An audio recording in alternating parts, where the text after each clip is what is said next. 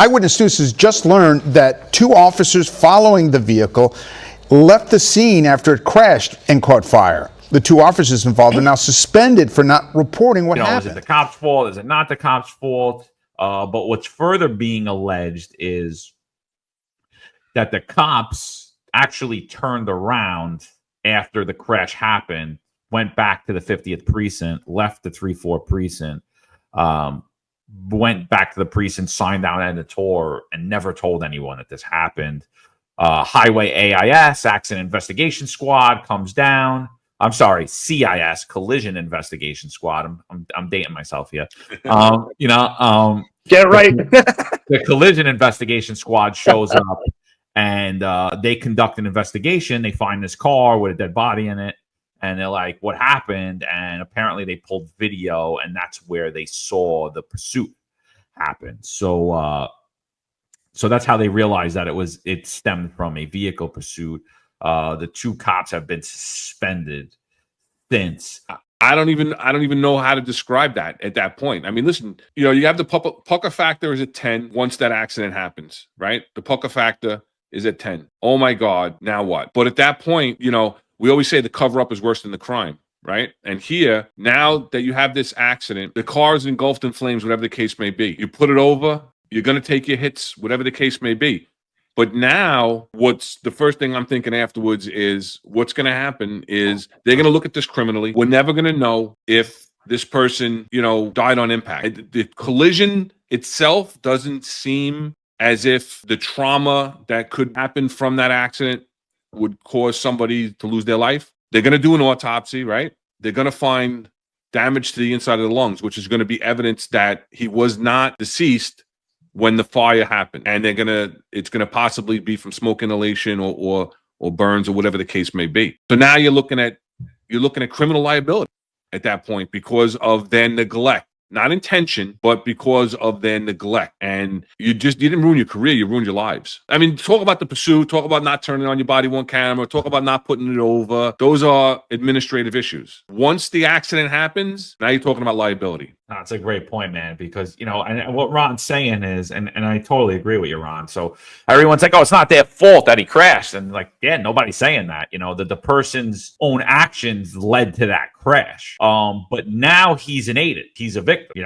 Eric just told you, a guy that was fighting with him turns from perpetrator who's trying to kill him to an aided, right? And, and you switch. And that's what we do as police officers. And so, unfortunately, that is the criminal liability there. It's like, how close were you? Did you see him crash? So if you saw him crash, why didn't you render aid? Did the person die as a result of being trapped in that car? Did they die on impact? If they died as a result of being trapped in that car, there's definitely criminal liability there. And that's the sad part. So, FID took the case.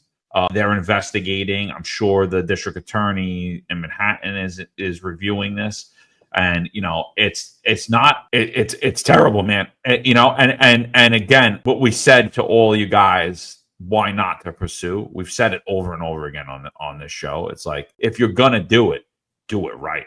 If you're gonna do it, put it out there. If you're gonna do it, put it on your body camera.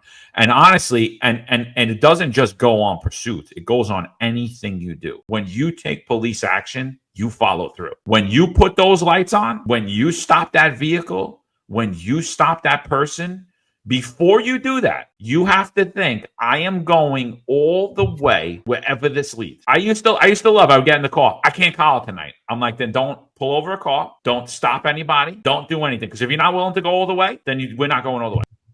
That's it. Like you anything you do, and honestly, I think a lot of it was done out of fear. I think they got scared. I think they reacted poorly. It's been reported that they both have about 5 years on the job. So they're not, are they rookies? Yeah, we could consider them rookies, but they're not. Not anymore. They're not like fresh green. Today, they're probably the senior guys on patrol. You got to remember. They're probably the last guys left. The last public records for the department, 44% of the police officer rank have 4 years or less. 4 years, not even 5. 44%. So they're the senior guys. That was in October of 24. Wow. So since then, we've lost a lot of police officers, like over 1,200 they're reporting as of last month. So I think what's the important key element about this is that it's what you said, John. it's you have to follow through, right? And wherever that leads. And I think, Ron, you make a good point. That's kind of the point that I was saying. The same thing is that even though you may be in a battle with this person, it could be a vehicle pursuit, it could be a fist fight, it could be a shooting. Your job is to get that person in custody. And after you get that person in custody, now your job is to render aid.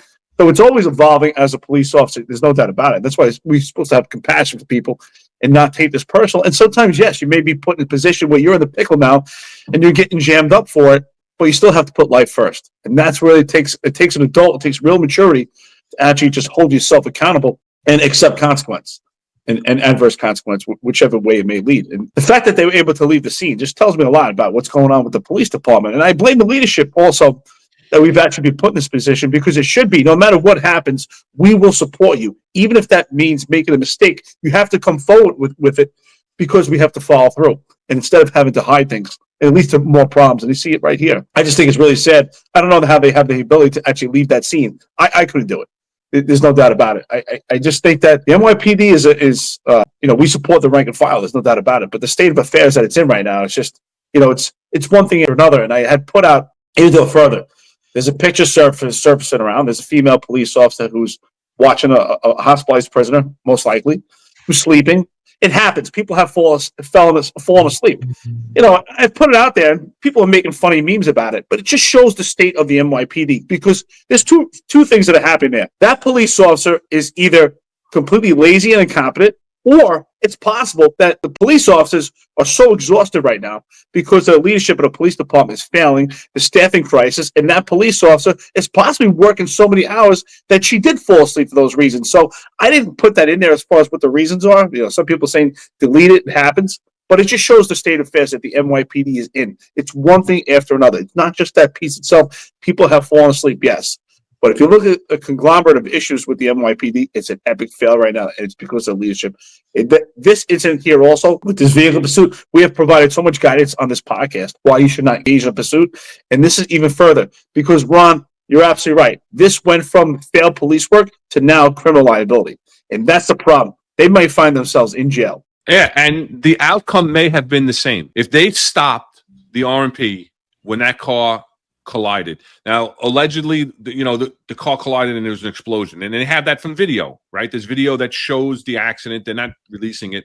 But supposedly it was engulfed in flames, rather quickly. So now if the RMP pulls up behind them, they get out, put it over. They try to open the door. The door's jammed. They can't get in. The guy perishes in the car. The outcome of his death may be the same. But at least at that point, you took some actions, and you're probably going to have serious job implications, because, you could always look at, had you put it over, number one, it could have been called off. Number two, you could have had additional resources that may have assisted in the apprehension. There's so many what ifs. And now all the what ifs are going against the cops, because they, again, didn't cause him to crash. That like John said, that line that some people will say, well, if they didn't chase him, they wouldn't crash. Listen, they were being chased for GLA. So it was a felony, right? From a stolen car ring. So you had the right to chase them. Would it have been called off? I'm sure it would have been called off, especially when they're going into another borough. But the outcome could have been the same for that operator of that vehicle. But they chose not to take any action, so we'll never know. And now you'll have everybody coming out in the civil lawsuit and everything else. The city is going to pay millions to whoever's family this. They're not getting charged grand loss of the auto anyway. Why would we chase a stolen car? They get in charge unauthorized use at most. At most. And then Bragg's not going to want anything to do with it because he's being collared in Manhattan, and the car came out of the Bronx. Listen, but if you're running a play and you get a hit on a stolen car, you're chasing that car. But absolutely. I got a stolen car. You're chasing. I don't care. I don't want to hear anything from anybody on it, because I know I will tell you everything I have. You all chasing. Absolutely. Got that guy. But I'm tapping the camera and I'm putting it over. No, I may not tap the camera yeah. until it comes back 16. I may not tap the camera until it comes back 16, but I'm tapping the camera and I'm putting it over. Yeah. And then you have, again, we'll go to supervision, Eric, like you said. And I don't mean to cut you off, Marlon, but no. Go back to supervision, and it doesn't necessarily have to be supervision of this particular incident. It's overall supervision, and that these cops felt comfortable enough that they can get away with chasing this car into Manhattan and not worrying about their bosses. Where are their bosses on the regular? Well, Yeah. it highlights the condition of where the NYPD is at with leadership. Sorry, Marlon, I'm taking all your time here. Marlon, you know what? You take it away, brother. You have a good point there. I was gonna say, you know, in this day and age, even with a delay, I'm gonna give that a couple blocks and then I'm calling it off because it's not worth it. You know, I once chased a guy from Nostrand and Eastern Parkway all the way down to 2 blocks south of Empire. At that point, the dude started running every red light all the way. We could see him running every red light straight down Nostrand, and I was like, "That's it, bro. Lights off. This is done. This is over." Because at a certain point, you realize this is not worth it. You know, we live in a very dense city. You know, and I mean, it's a serious crime, but you have to weigh the risk to the public involved in that chase, and it's just not worth it. You know, in some of these neighborhoods, I always used to drive down with thinking in my head, at any second now, some kid could come running across the street, because that's how a lot of these neighborhoods are. It's so dense, and a lot of these kids don't have like places to play. So they're playing in the sidewalk there, and supervision isn't there in a lot of times, you know. So you have to be mindful that there's so many people around, and that, you know, it's not just about you and that car and your driving skills. It's about what can go wrong. And like I said, after that chase, I even thought I was like, what could have gone wrong here? And I never looked at pursuits the same way, you know. It was my final days of patrol. And after I saw that, I was like, that guy could have killed somebody if you just steady red lights all the way down. So you guys who are watching this, you got to be smart here. You got to be smart, because that guy could have not only killed himself, but he could have killed a family. He could have killed kids walking on the street. It's just not worth it. We can catch him another day. There's enough cameras. There's enough tech. There's enough resources to catch these guys another day. It's just not worth it. I mean, that's why, John, you bring up a point, right? I have to admit, you're right, John. We're all going to chase him. You're right. We're all going to chase him. But maybe a couple blocks in, as Marlon said, you're like, you know what, man, is this worth it? It's happened to me where you take off on people, sometimes some of these scooters or a car, whatever the case is, whatever the crime is. And it happened a couple of times. You take off, and after a couple of blocks, like, you know what? There was some close calls. We got to stop this. So, John, you're right. Like, it's in your blood. You take off. But Marlon, you're right. That maturity and sensibility comes in. Where you're like, you know what? 4:00 in the afternoon, and there's kids out here, or it's even midnight, and people coming out of parties. You know what? Call it off. And it takes also, John, I'm sure you agree, right?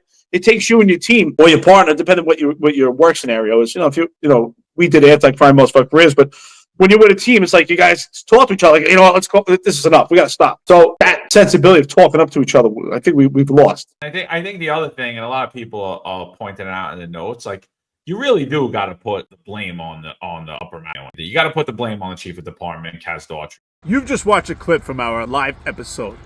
Click the description to watch the full episode. Like, share, and subscribe for more videos just like this.